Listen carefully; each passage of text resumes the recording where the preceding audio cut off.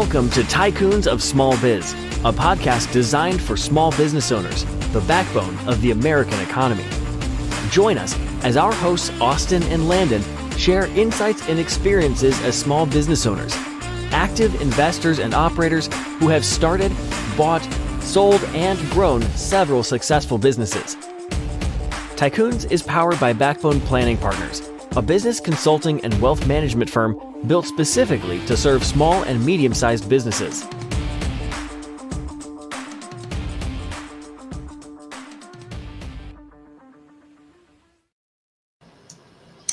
Hello, Tycoons, and welcome to today's episode of Tycoons of Small Biz. I'm your host here, as always, Austin Peterson, and I'm joined by my co-host, Landon Mance, the ever dapper, ever hair-filled Landon Mance. Welcome in, buddy. Good morning. Morning, brother. You may sense the extra excitement in my voice today. It's the beginning of college football season. We're nearing the playoffs for baseball. It's, in my estimation, the best time of the year. I would mostly agree with that. So I was a big NFL guy for a long, long time. And then I had twins, right? You know, we refer to, Landon pre-twins and Landon post-twins a lot. So Landon pre-twins was a big NFL guy. Landon post-twins, not so much. But I'm back playing fantasy football this year. So, which in turn, pushes me to be an NFL guy again, because I gotta watch my guys, compete on, what is it now? I gotta watch them compete on the occasional, Monday, Thursday, occasional Friday, Saturday, and then Sundays. So yeah. Anyway, I'm excited. It is definitely a good time of year. The best time of the year in Las Vegas for sure, because it's just finally starting to cool down a bit, even though it was like 105 yesterday. But next week's supposed to be in the 90s, and then it'll start to taper off from there. And then October, November, even December. I mean, they're pretty special out here. Yeah, well, it cools off there earlier than it does here. The evenings will start to cool off towards the end of this month. It's not going to be below 100 consistently until after Halloween here. So that's kind of what we target is Halloween. So, yeah, it's interesting. I went to an event last night with the CFP board. And there were people from, the CEO of the CFP board, or the CFP organization was in town doing a presentation and getting a bunch of CFPs together. And, there was a speaker there that was doing a continuing education event, so to speak, or a session. And he'd flown in from Pennsylvania. And when he got up yesterday morning to leave his house, he was wearing his suit coat and was glad that he was, because it was 50 degrees when he left his house. But then he arrived in Phoenix at 11 a.m. and the pilot announced to him that it was 100 degrees. And he's thinking, if it's 100 degrees at 11 a.m., where is this going? And, I'm thinking, well, 100 degrees at 7 is something to be concerned about. 11, not that concerned about it. Yeah, not all the time that you start out, in one temperature zone, if you will, and then it's doubled, within 3 hours when you get to your new location. That's pretty rare. Yeah, exactly. So he was in for a rude awakening. He's going to kind of hit everything, because they left last night after that to go do the exact same thing today in Orange County and San Diego. So, now he'll get more moderate temperatures, of course. Yeah, I got a screenshot text from my mom yesterday afternoon, because we're heading out to SoCal on Friday, and it was like 73, 75, 76, 74, for the 4 or 5 days that we're going to be there. So it should be nice. We're looking forward to it. Yep. Yep. Looking forward to joining you there on Sunday for the conference and spending some time in Huntington Beach, spending some time together. So Yep. let's kind of jump into this and talk about what we're going to talk about today. So, today's topic is growth through others. And I think that can mean a lot of different things to a lot of different people. I'll let you kind of throw out some topics here in just a second. The first one that comes to mind for me is networking. Part of the reason that's top of mind is the fact that I wrote a blog post a little while ago for our newsletter and for our blog, our website, our social media, et cetera, talking about networking and talking about how having the right approach in networking is key, right? It's not about showing up and finding out, who in this room can become a client or who in this room can introduce me to people who can become clients. If you show up with a different mindset about in how can I help the people in this room, your outcome will be much different from a networking standpoint. Yeah, no doubt about it. And I used to be big into networking. When I started my practice back in 2015, and had a small book of business that followed me over from the bank.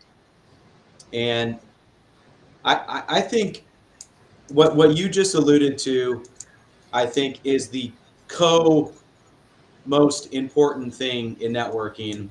And the other part of that is what you kind of mentioned, but it's just the showing up part.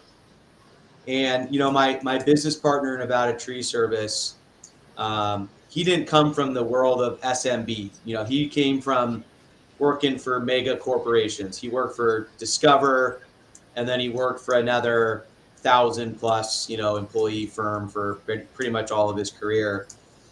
And one of the things I was kind of coaching him on a bit, if you will, was like just consistently showing up. So he joined a BNI group. And I said, look, I've been in those groups before and I was not successful.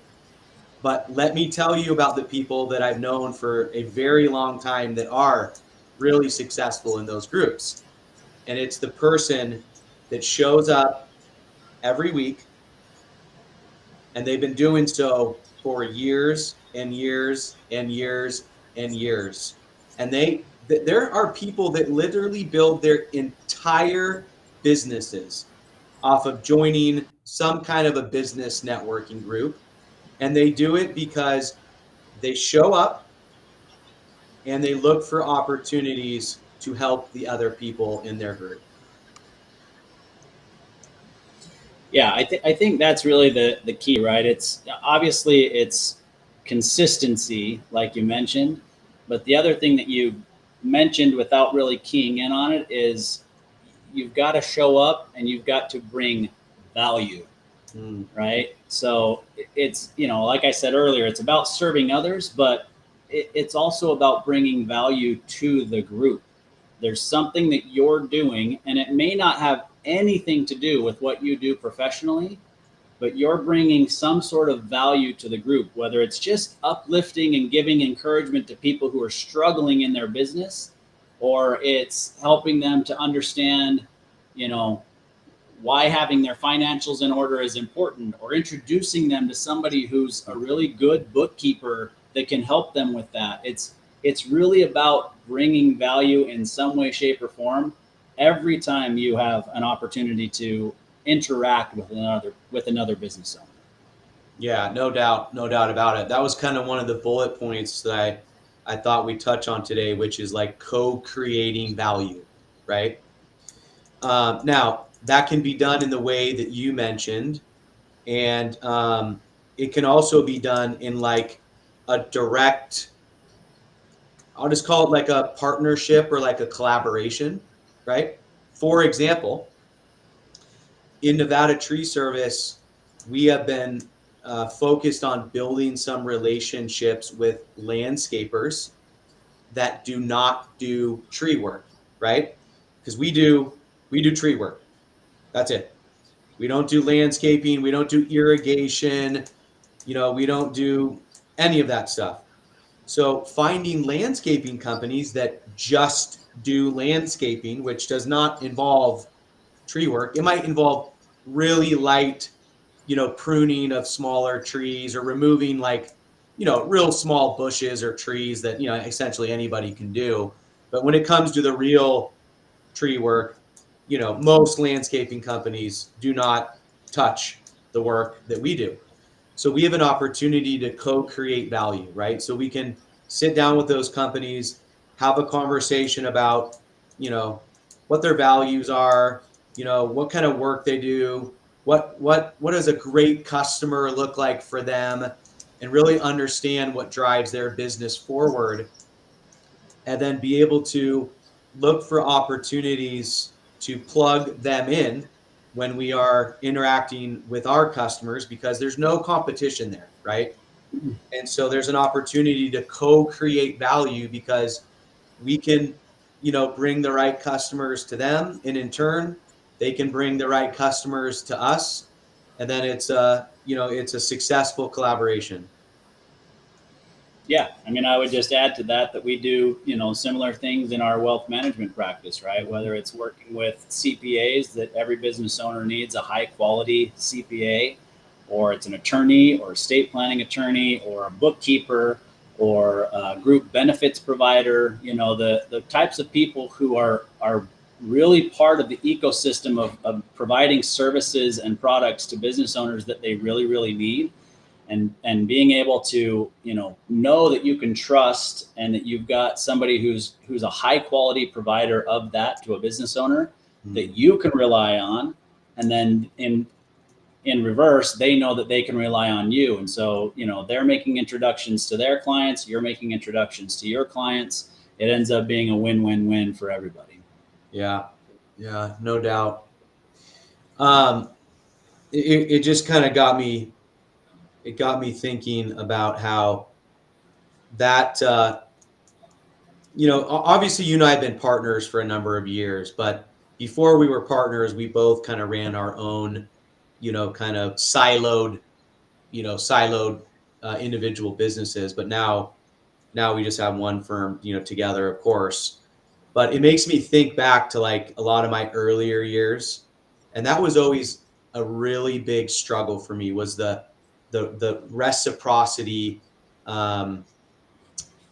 part of trying to help others, because you go into it with this mindset of like, oh, I'm gonna refer other people.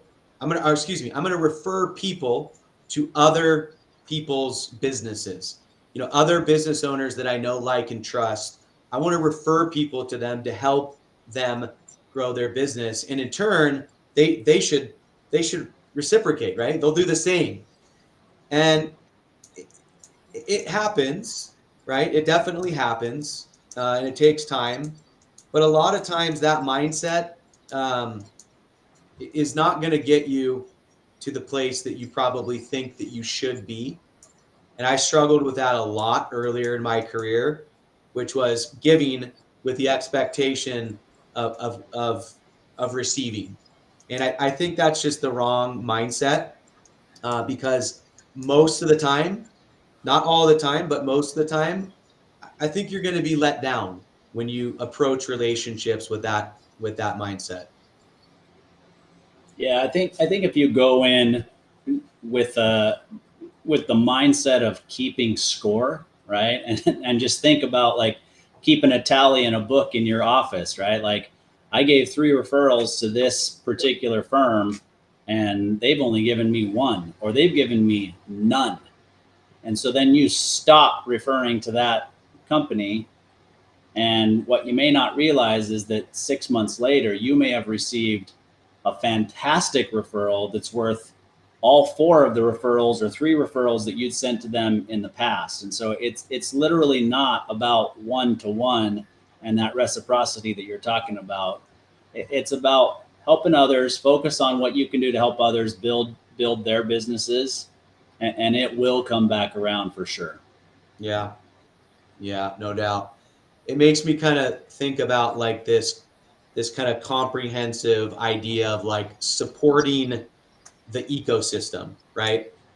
And so when you're plugged into an ecosystem, whether you're a painter, you're a financial advisor, you're a landscaper, you're a general contractor, you're in the travel business, it doesn't matter.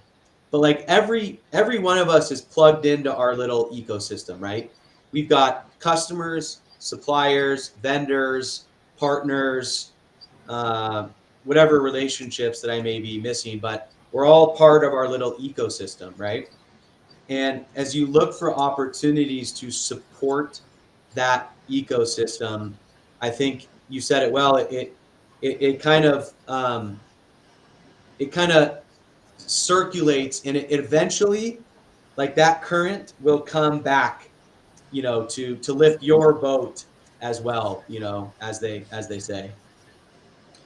Yeah, it's interesting you mentioned that because here's the thing: most of us are part of a bunch of different ecosystems, Mm. right? So you and I in our wealth management practice are a part of a particular ecosystem in the financial services arena, right? But we're also part of the overall small business ecosystem, right? Nationwide or worldwide, really, right? But then we're part of the ecosystem of small business owners in our area. So there's all these different ecosystems, and the reality is we should be engaged in all of them and understand that there are major benefits, and I would use the term personally, blessings in our lives that come from being part of those ecosystems. And so we should be looking at ways that we can give back to that ecosystem or all of those ecosystems without expecting anything in return, right? And I'll give you an example. So um, I'm part of the Financial Planning Association, and in the next couple of days, it's going to be announced that I'll be part of the upcoming board of directors for the Financial Planning Association of Arizona, starting in January of 2025, right? So I went to this meeting last week, and we were basically doing some strategic planning for the board and putting them on this 10-year plan as time goes forward and what they're going to accomplish as a board, and that'll go far beyond my participation in the board. But one thing that came out of the conversation is that people who joined the board for themselves, right? Because they want to be able to put on their LinkedIn that they're a member of the board, or they want to put on their resume that they're a member of the board as a way to push forward their career, don't end up being much of a benefit to the board because they're not there for the board and for the Financial Planning Association or for the financial planning profession, in the state of Arizona. They're there for themselves.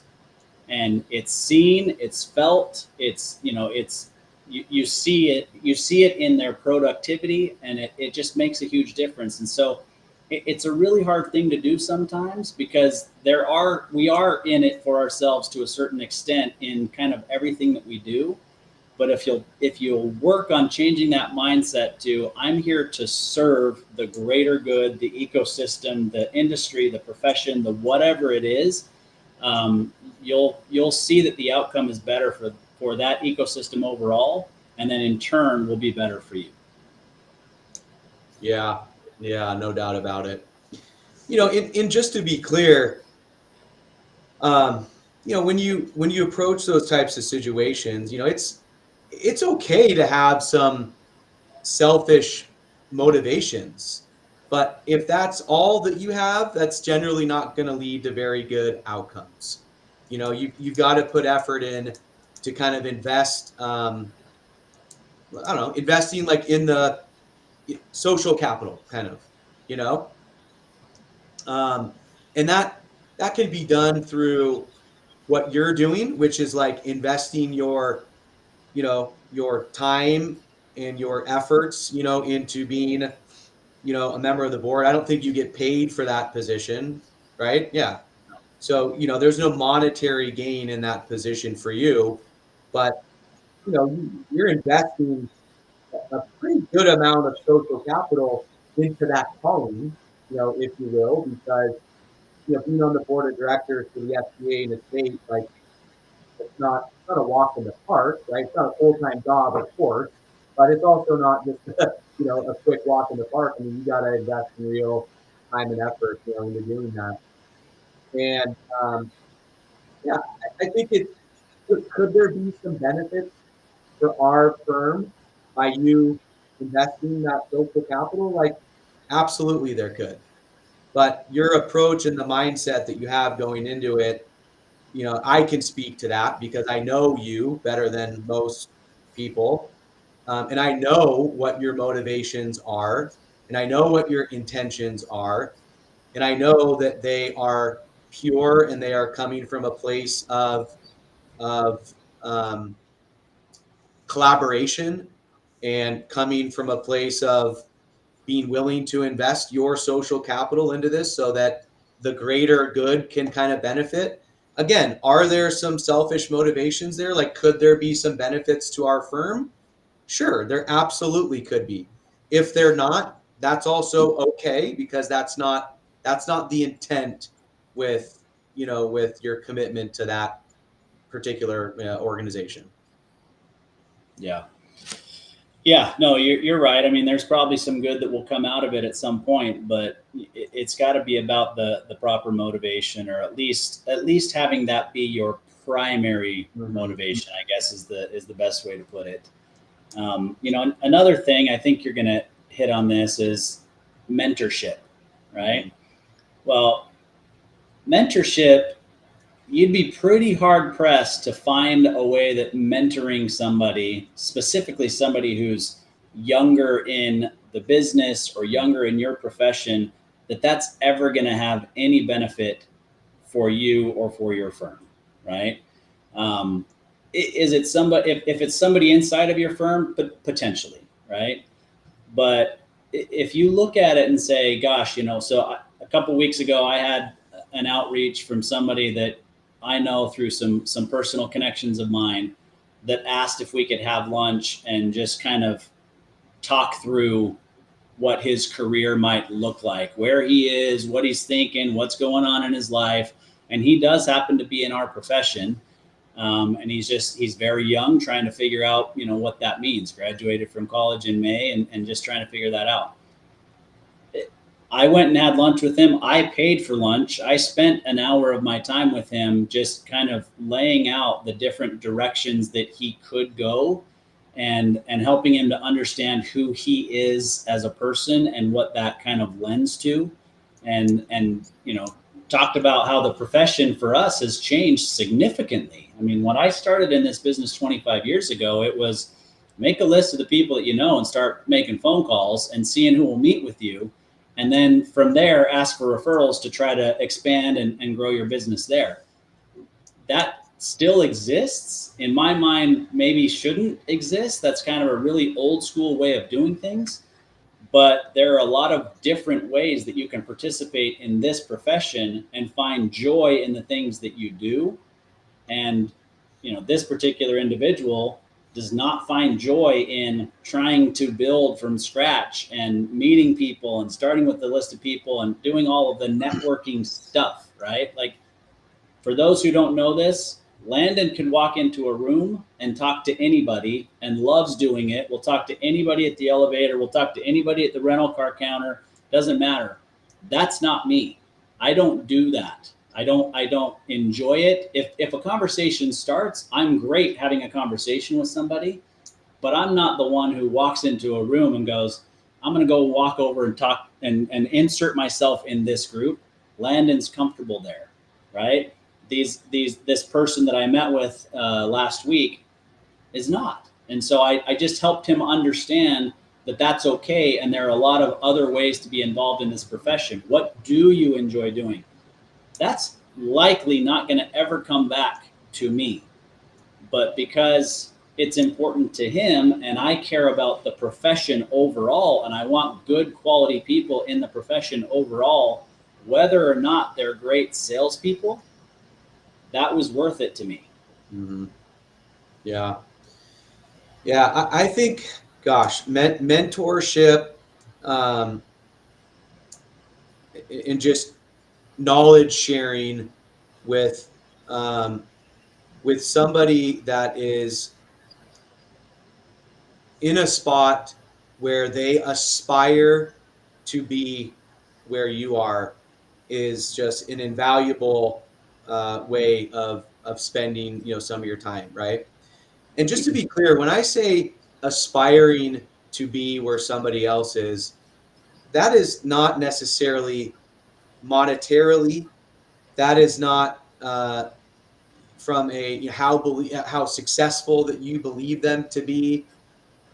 It could have absolutely nothing to do with that at all. It could be somebody that you want to align with, you know, from a value standpoint, right?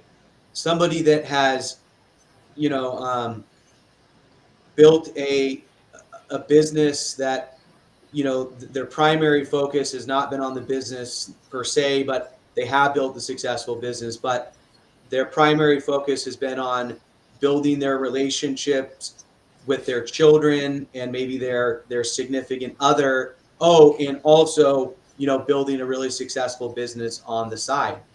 Or it might be, you know, it might be something different than that. It might be, well, gosh, I'm a young single, you know, 23-year-old person. I'm not married. I don't have kids. Like, I want to connect with somebody that is 15 years ahead of me, that's built a really successful thing in the industry that I'm in. And that's somebody that I'm really going to relate to. Like, that's fine. But like, it doesn't have to necessarily be about, you know, the financial and the monetary aspects of where somebody, you know, somebody has gotten. It can be about other things that are important to you. And I would just add, just kind of, I'll close with this and kick it back to you to close out the episode. But the mentor mentee relationship, like, it is absolutely and has to be like a two-way street. And somebody that's getting mentored would say, well, how am I going to provide any value to somebody that's been doing what I'm trying to do, but they're 10, 15, 20 plus years ahead of me?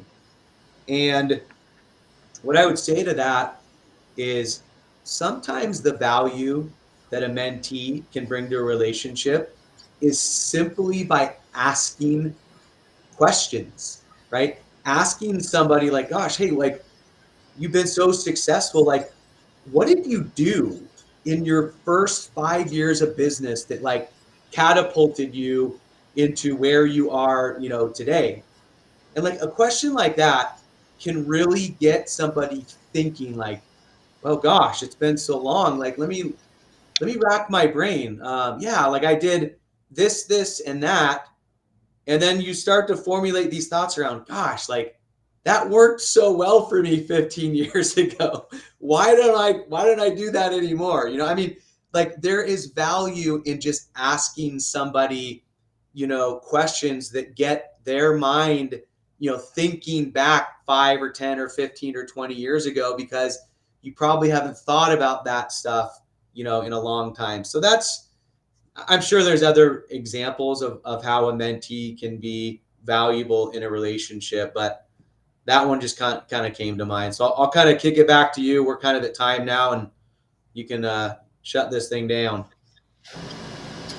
Yeah, no, I appreciate it. I think, you know, you're right. It does have to be a two-way street. I do still believe that you should go into any relationship like that as, you know, I'm here to give 100% of myself, right? I mean, I learned a long time ago from a personal or a marital, you know, relationship, that it's not a 50-50 partnership, right? It has to be 100-100. Each side needs to be giving 100% for it to work the best. And so you have to go in not expecting anything, but you're entering into this relationship with somebody who's also going to give 100% of themselves in any way that they can. So it will end up being an equal relationship, but it shouldn't be, again, like you said, that reciprocity where you can keep a tally of what you've gotten out of that relationship. So I think that's, you know, that's a great concept. It reminds me, and we don't have time for the whole story, but it reminds me of when I got in the business. I met with somebody that I really liked, respected, was in our profession. And so I asked him for some time to kind of go, spend some time with him and just learn about his practice and what he could do, or, what he would recommend to me. And unfortunately, he had kind of taken over his dad's practice. And what I was looking for was, how did you start? How did you build your practice? How did you do this? And I didn't get anything out of that. But as I look back now, I approached him because I knew who he was as a person. I knew the family that he had, the way that he raised his family, his commitment to his family, his commitment to his country, his commitment to his religion, his values, his morals.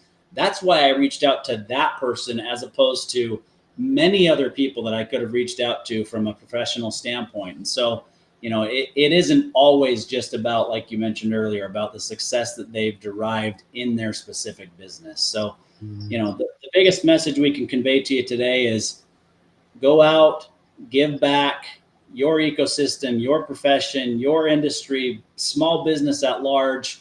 It's a really important ecosystem that we're pushing forward here. It truly is the backbone of the American economy. We're part of it. We're benefiting from it, but we also are providing benefit to many, many other people in this country. And we believe in it. We stand up for it. That's why we put this out. And we're glad that you guys are here and able to listen to it today. Yeah. And please, if you haven't done so already, subscribe to our podcast. We really put a lot of effort into putting a lot of great content out. Shout out to our marketing manager, Rachel. She's doing a great job with our newsletter, our blog, our email campaigns, our podcast. So we sure would appreciate any support from anybody that's listening. So, to your success. Listening to Tycoons of Small Biz, a podcast for small business owners by small business owners. Be sure to follow us on our social media channels for links to all our episodes and great content around growing, investing in, buying, and selling small businesses. This podcast is distributed for informational purposes only. Statements made in the podcast are not to be construed as personalized investment or financial planning advice, may not be suitable for everyone, and should not be considered as solicitation to engage in any particular investing or planning strategy. Listeners should conduct their own review and exercise judgment, or consult with their professional financial advisor to see how the information contained in this podcast may apply to their own individual circumstances. All investing involves risk of loss, including the possible loss of principal. Past performance does not guarantee future results, and nothing in this podcast should be construed as a guarantee of any specific outcome or profit. All market indices discussed are unmanaged, do not incur management fees, costs, and expenses, and cannot be invested into directly. Investment advisory services offered by Backbone Planning Partners, LLC. Neither Backbone Planning Partners, LLC, nor its representatives provide legal or accounting advice. The content of this podcast represents the views and opinions of Austin Peterson and Landon Mance, and/or the podcast guest, and do not necessarily represent the views or opinions of Backbone Planning Partners, LLC. Statements made in this podcast are subject to change without notice. Neither Backbone Planning Partners, LLC, nor its representatives, the podcast host, or its guests have an obligation to provide revised statements in the event of changed circumstances.